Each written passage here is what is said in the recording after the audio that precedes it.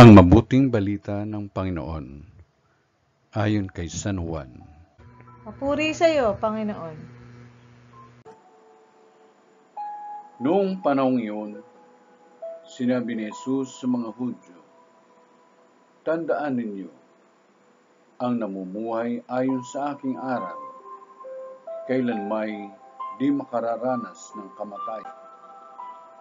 Sinabi ng mga Hudyo, "Ngayoy natitiyak naming inaalihang ka nga ng demonyo. Namatay si Abraham at ang mga propeta, pero sinasabi mong hindi mamamatay kahit kailan ang sinumang namumuhay ayon sa iyong aral.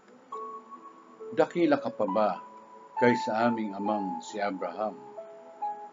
Siya'y namatay, gayon din ang mga propeta. Ano ba ang akala mo sa sarili mo?"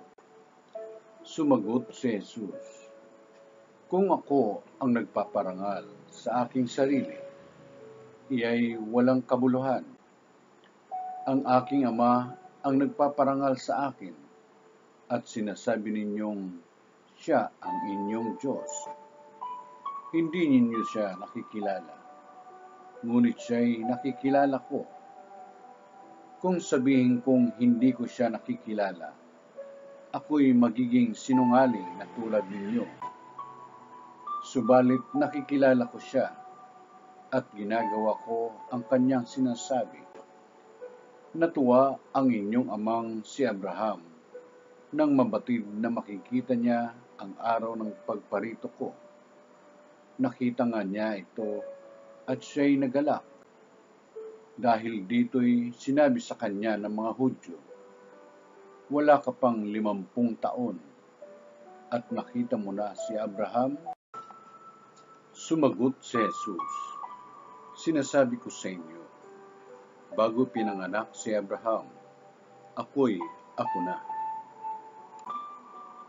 Dumampot sila ng bato upang siya'y batuhin, ngunit nagtago si Jesus at lumabas ng templo. Ang mabuting balita ng Panginoon. Pinupuri ka namin, Panginoong Jesucristo.